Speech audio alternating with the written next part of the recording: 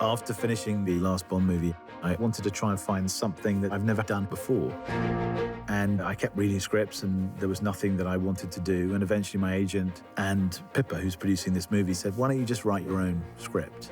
And I made a lot of fuss about, oh, I don't write, you know. They said, just try. My grandfather used to tell us stories of the First World War. And when I sat down to think about it, I thought, that's the story I want to tell. So then I brought on Krysty Wilson-Cairns, who, unlike me, is used to writing page one, scene one, and not freezing. There's no ego with Sam. He knows what he wants, but he lets you change his mind. He's a complete genius collaborator. This film was very much Sam's passion project. It's a thing that he had in his mind for a number of years, and Krysty Wilson-Cairns was able to get that out of his head and onto the page. This movie is based on a fragment of story my grandfather told me when I was sitting at his feet. He fought in the First World War. His name was Alfred Hubert Mendez, and he went to war in 1917. He was a messenger on the front lines, and he was given the job of carrying the message from post to post along the front line because he was 5'4", and the mist on no man's land hung at 5.5 feet, so he couldn't be seen above the mist when he ran. And I started with this fragment, really. Stay low. Cut. Very good. Cut there. When I read the script for the first time, I felt like it was an amazing dream that he had been holding on for such a long time. And we all kind of felt the same emotion of what we were about to go into. I want to say how wonderful it's been to watch everybody be so collaborative across so many different departments, and that's the nature of this film. And it's very moving for me personally to watch it happen. This was a totally different project.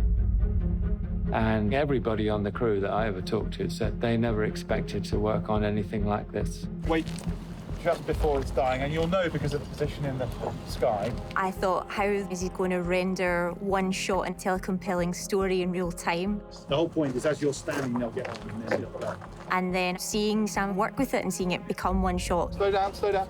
made me think he should donate his brain to science. He's very smart. I think they should study him. And go! It's filled with all the insight and heart and emotion because for him this has been such a profoundly personal story. You go a little faster, Charlie go a little slower. That way when we come out, we're looking straight down. He's just a genius. He really, really, really is. And he's brilliant at what he does. And I am honestly thankful that I'm part of a film. That means so much to him. It was brilliant to work with him. He's always been passionate on every film I've been on with him. I mean, that's why I love working with him. He always kept inspiring us, and the key was his inspiration and just the willingness to do something like this. So it's at that point you need to be sort of drifting in. Gotcha. It'll take a couple of seconds before you do, but if you start there, there's a natural gap in the frame between those two trees.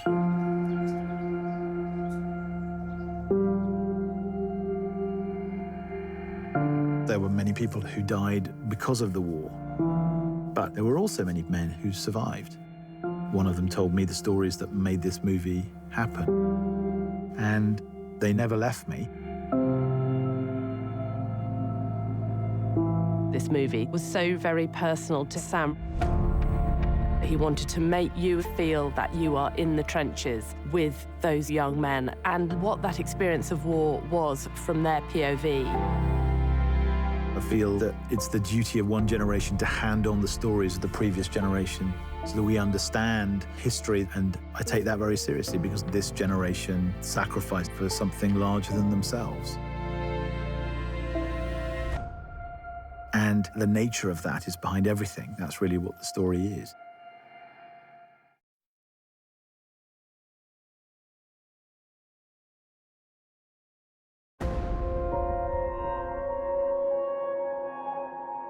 It was a very simple idea, really.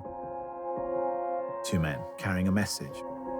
And I felt that every footstep, every step of the journey, breathing every breath with them, felt integral to the material. Blake, let's talk about this for a minute. Why? If we're not clever about this, no one will get to your brother. I will.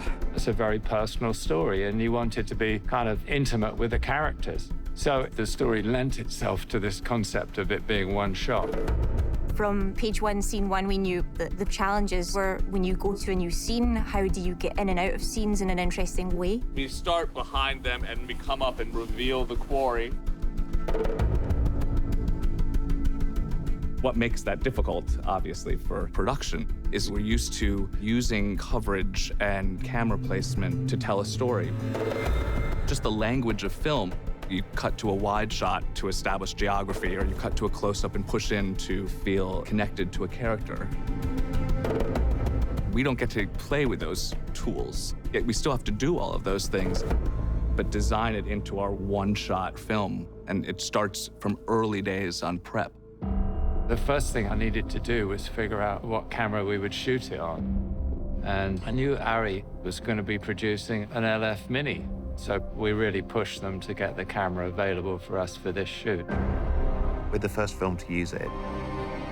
It's the smallest possible camera we can have, but with the best quality of image that you can possibly have on a digital film. One of the key elements in realising this film has been Roger Deakins' input. From the very early days, Roger was right by Sam's side, working out exactly what it was that Sam was looking for. We made a 40-page document, which is basically a map of the film that indicates how a camera can go not just from A to B like a normal movie, but from A to B to C to D to E to F without cutting.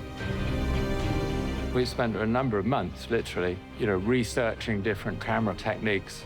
But then it was actually how to combine all those elements of technology to create something that flowed, and you weren't aware of the change from one motion to another. Ready and action.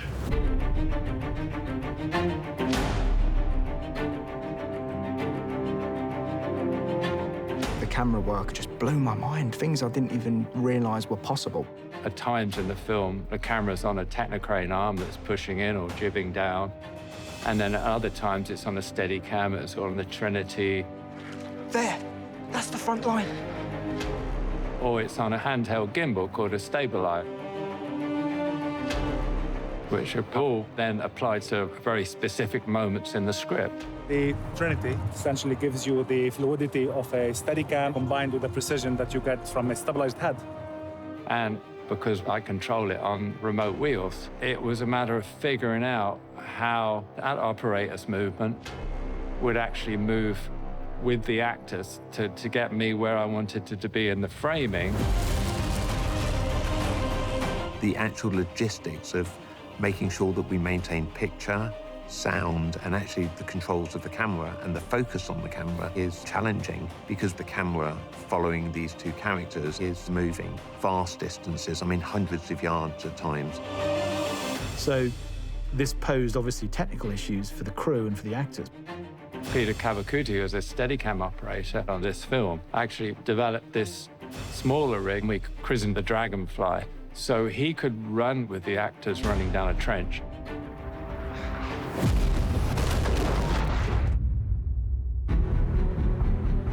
Three, two, one, action. They had this wire camera, a bit like they have at football stadiums, where they basically plot coordinates for points for the camera to go to. There's scenes where it's going in the sky and the camera's attached to this wire, and then suddenly it goes low to the floor, following me and George in no man's land. It was groundbreaking technology, really. Things that haven't been done before. I'm replicating the arm on the camera vehicle. The trench run was just a really big couple of days. Action! Watched of everyone going over the top. It was very moving to see 450 men sort of run away from you. Let's just reset, please, guys. And then also in the kind of collaborative sense of the crew, to get those shots, it was just so exciting. To go from crane to hand it off onto another crane, then onto a tracking vehicle, and then be moving. The scale of the shot sometimes overshadowed how much technical brilliance and sort of collaboration there was just to get the camera on the move. You're matching action, the timing of things, the lighting environment, while you're shooting the movie. We've had to literally time out every single sequence in the film to determine how long these sets are going to be, how long the sets of trenches are, which you would never normally do that on a film because you'll be cutting. No set, nothing was even begun until we knew those basic things. You have all these amazing people who are at the top of their game, and everybody's having to pull on every resource that they know, have previously experienced, or haven't experienced, and figure out how to do this and to make it work. In theory, it's 3 shots, the shot of him getting out of the truck and the 2 shots for his journey.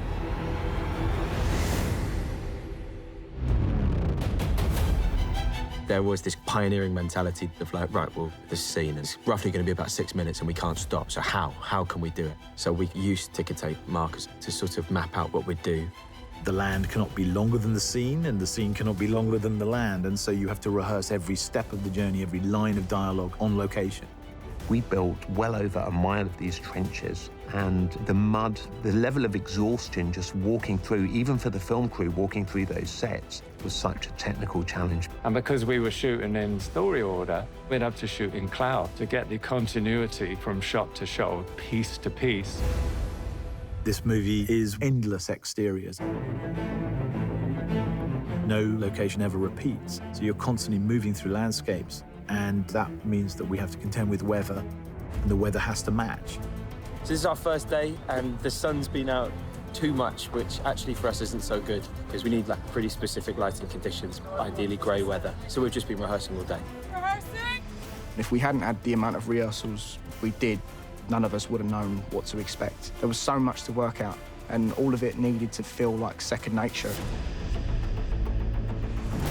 Sometimes you have a camera being carried by an operator, hooked onto a wire. The wire carries it across more land. It's unhooked again. That operator runs with it, then steps onto a small Jeep, which carries him another 400 yards, and he steps off it again and goes around a corner.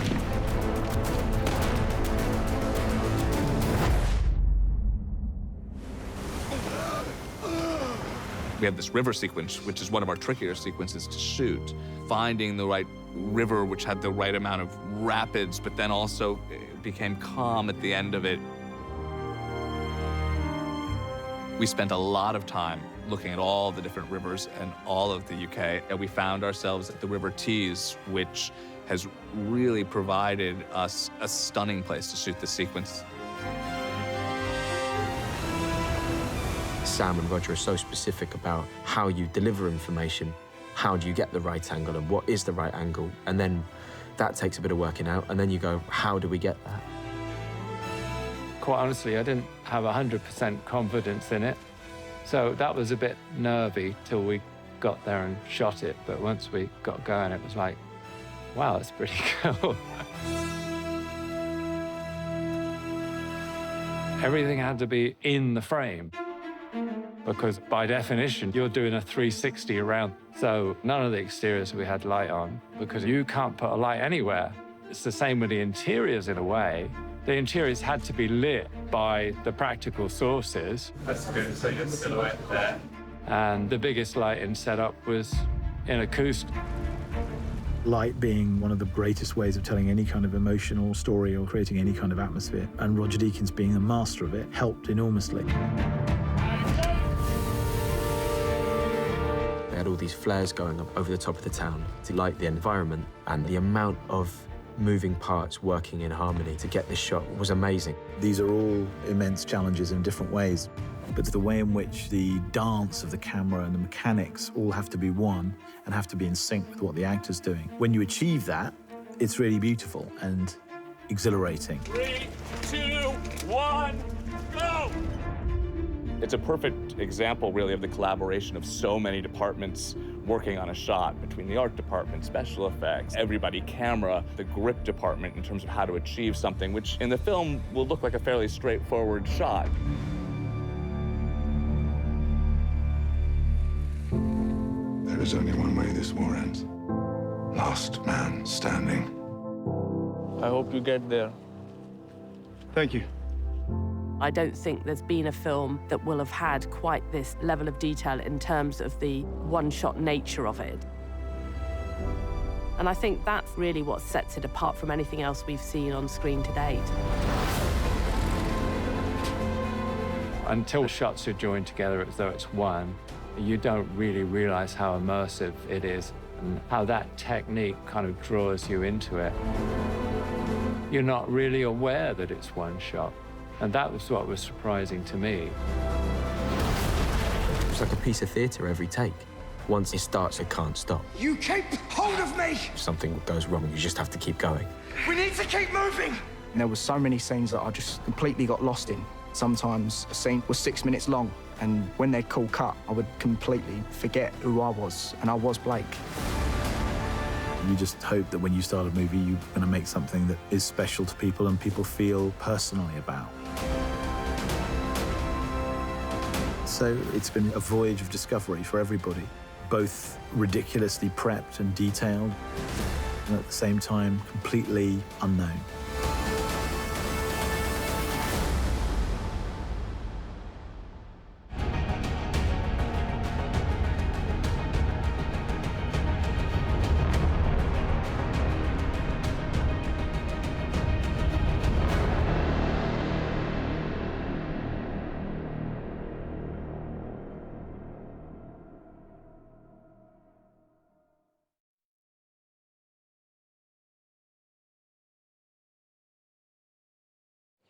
Blake, pick a man, bring your kit. The movie's based around the journey of two men, fundamentally, and I wanted the audience to have a relatively new experience with those men. And I wanted to feel that they didn't know them. And it's a real luxury to make a movie on this scale with two actors in the central roles who really are, relatively speaking, new to the game. George Mackay and Dean Charles Chapman, who are playing Schofield and Blake. Both of them extraordinary young actors. George is best known for Sunshine on Leith and Captain Fantastic, and Dean Charles probably for Game of Thrones. And what's been great is that Sam's had the time to work with them so that the two boys have come together and they're very much a partnership now. They feel like they've been friends for years.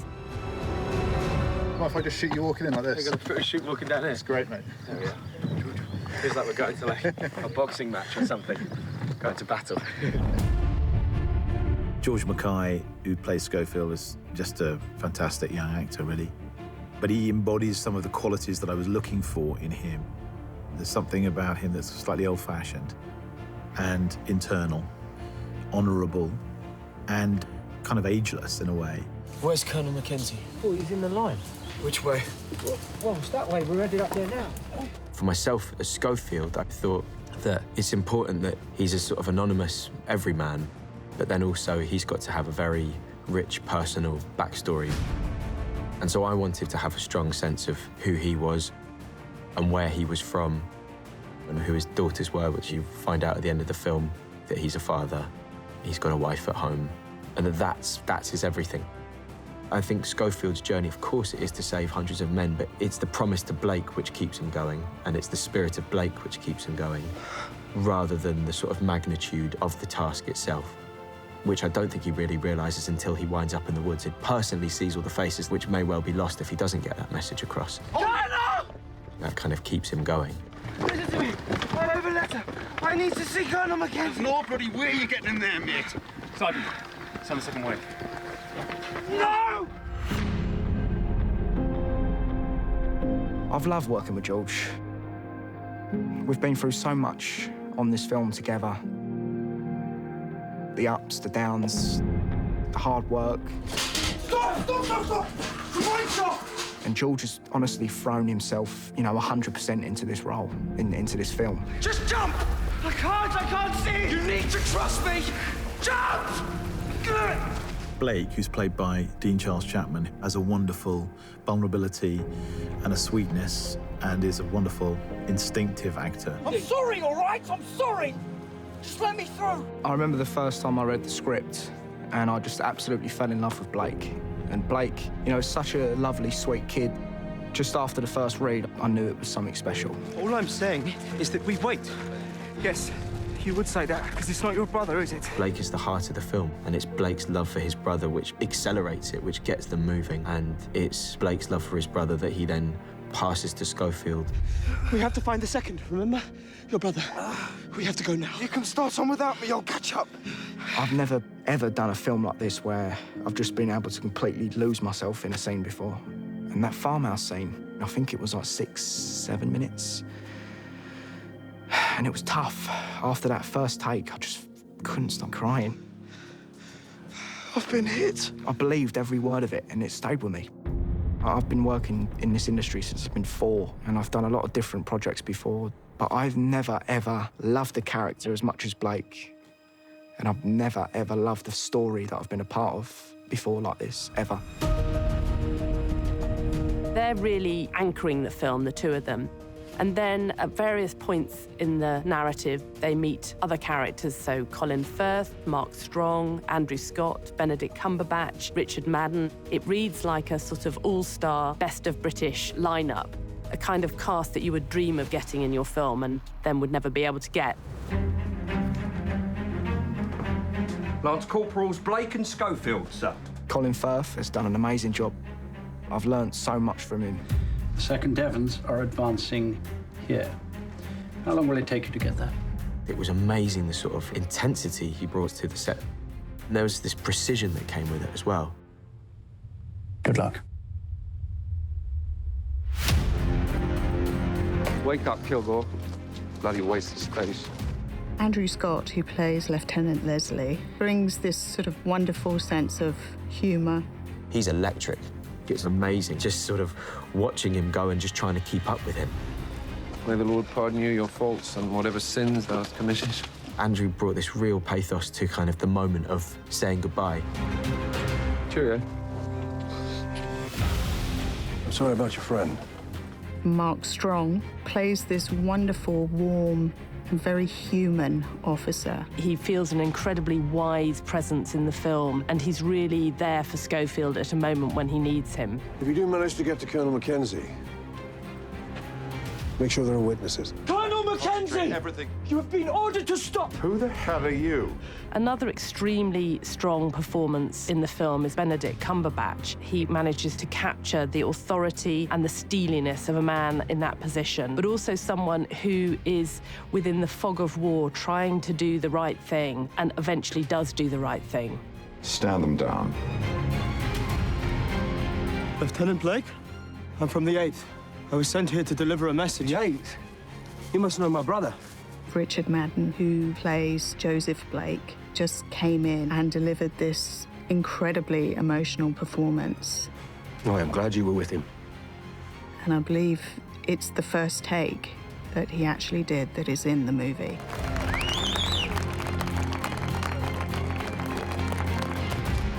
There are recognizable faces, but at the same time, they're just tiny little insights into giant lives that were lived during the war, but you meet them only for a few seconds. I'm very flattered that they wanted to come along for the right reasons, which is to tell the story because they believe in the movie.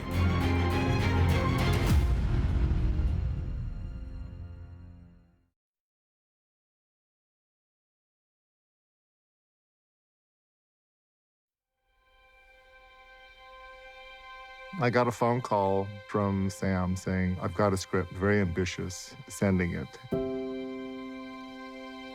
I read it in an hour and a half, called him up, and he says, are you in? I said, we got to do this. This is going to be amazing. I've worked with Dennis Gassner 5 times now. We started working together on Road to Perdition way back, and he designed Blade Runner and Skyfall and some of your favorite Coen Brothers movies. When we finished shooting, Sam said, I think these may be the best sets you've ever done, and I said, well, thank you. It's certainly been the biggest.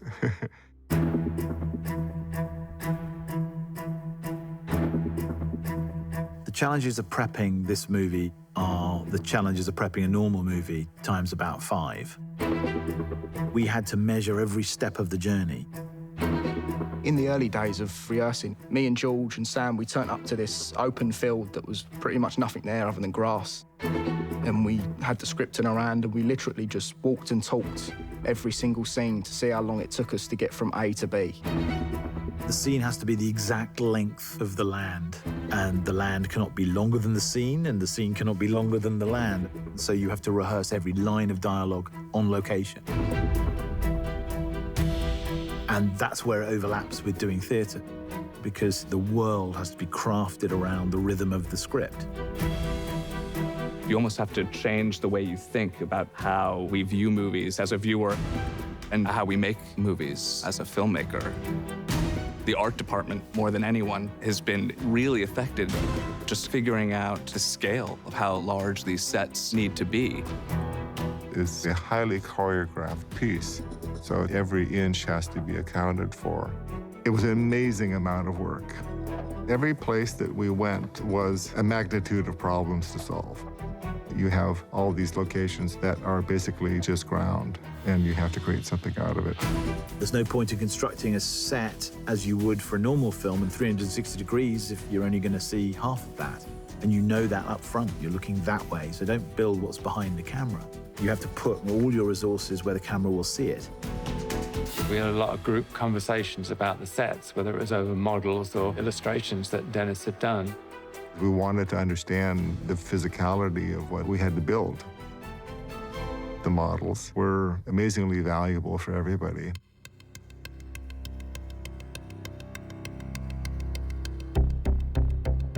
This is the model room, and all the concepts are here for the total narrative. So this is actually the reality of the journey, starting here. We dug a huge trench system. It's about a mile of trenches in total. To dig it was quite a task. When we were digging, we were still doing rehearsals. We were still staking out the trench lengths so that we could hone in the exact distances that we needed. The level of detail that the design department put into the trenches themselves was extraordinary.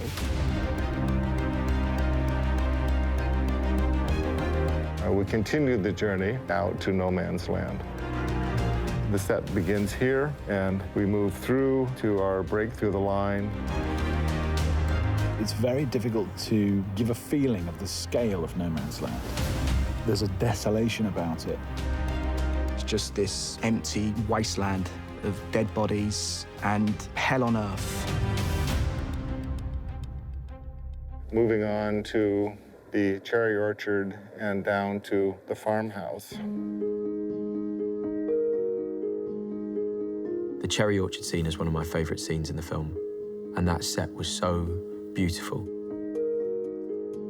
I remember Dennis talking about the specifics of kind of where he would place a tree, which, to be honest, I hadn't noticed.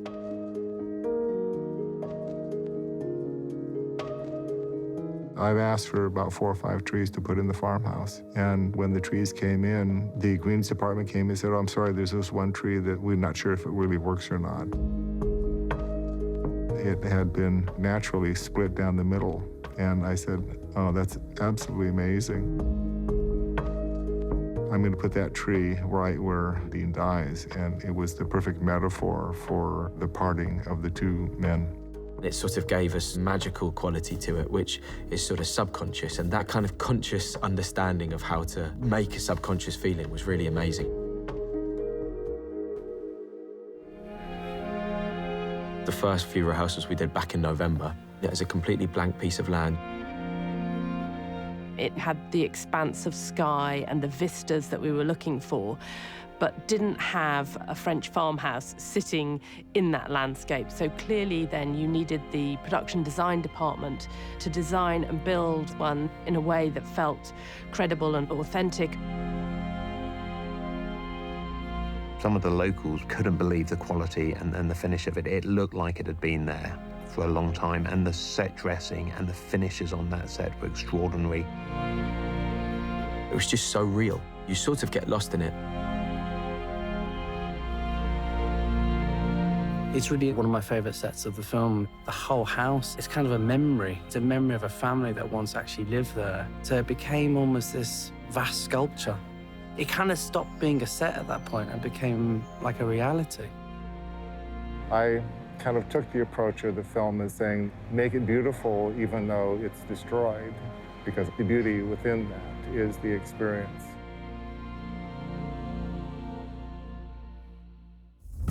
Finding these locations was a challenge of its own because ideally, we were going to find all of this within 50 miles of London, but we just couldn't find it in terms of the vastness of the landscape anywhere in the close vicinity.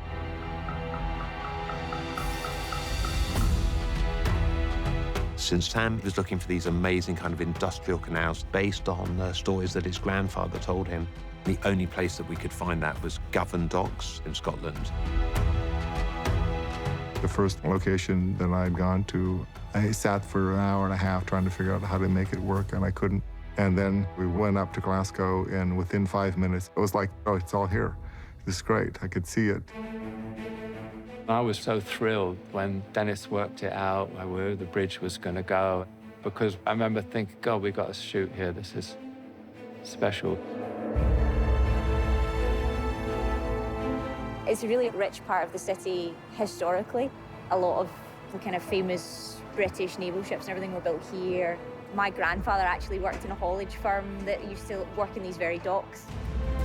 It's laid abandoned for 30 years, so we have conducted dive surveys to check the condition of the dock, to check the dock gates themselves, and to make sure it was suitable for us to come and put in our bridge set piece. This was a very impressive set piece. This is where Schofield goes up a broken down bridge and does a stunt jump, crosses to the other side.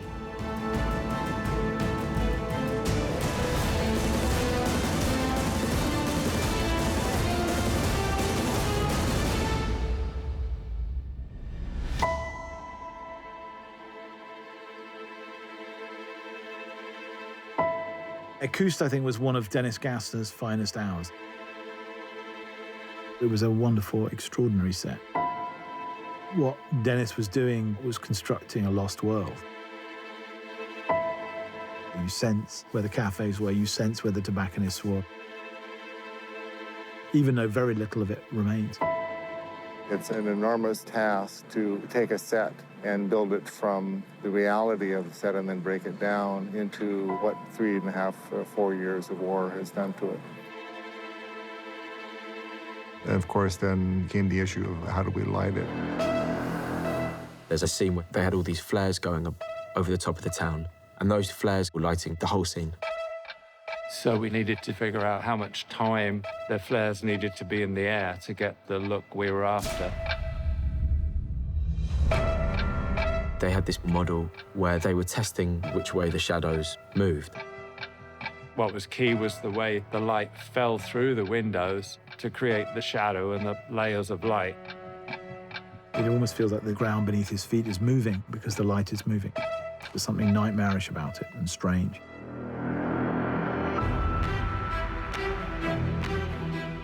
The level of detail that's gone into all the sets, it was just awe-inspiring. Dennis has done an amazing job. As an actor, it really helps you just get lost in the scene. My hope is that it's something that will be groundbreaking. Something that's going to push the boundaries and say that this can be done. This is why I get up every day, and it's amazing.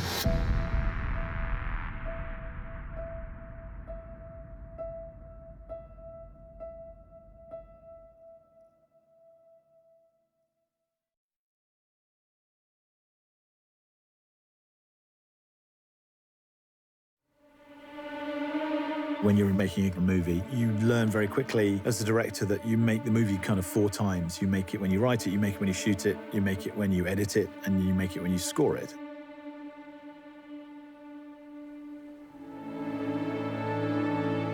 The music in the film is extraordinarily important, and possibly more important than it is on many films, because it has to propel you through the journey. It has to mark the moments of heightened emotion in a way that, if it wasn't all shot as one shot, you might not have that weight upon the score that we have.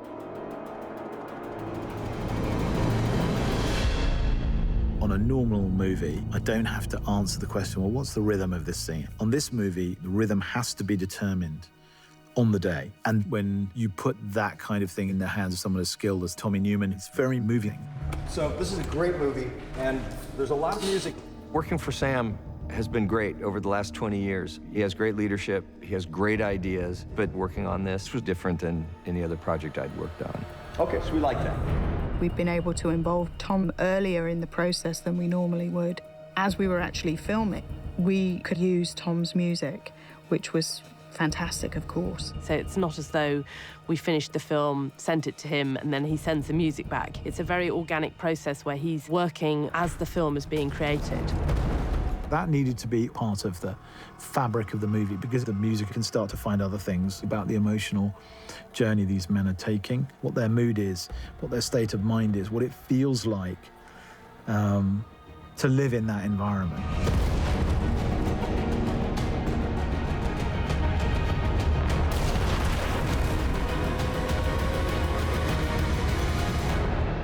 Much of it is electronic and process and all that. We used an instrument called the EWI, an electronic wind instrument, where you can use breath and volume pedals that push noise forward that creates all kinds of weird, kind of psychological sounds, because the idea is to not make it feel as if someone's going boom.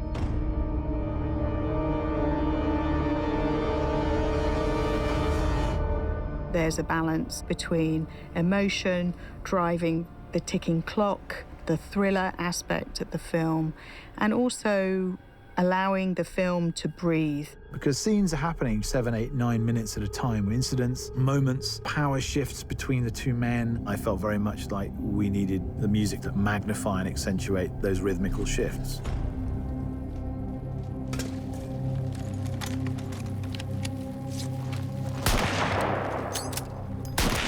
There are moments where I think music is allowed to be emotive. I'm really following Sam's lead in terms of when those moments are, and are they moments of being resolute? Are they moments of being mournful? Very good, very good. Now make music, okay? Come on. It continues to be just a great thing to get in a room with a lot of my longtime collaborators and just to put ideas in front of them and to watch them have ideas and to generously offer them up is always a great thing.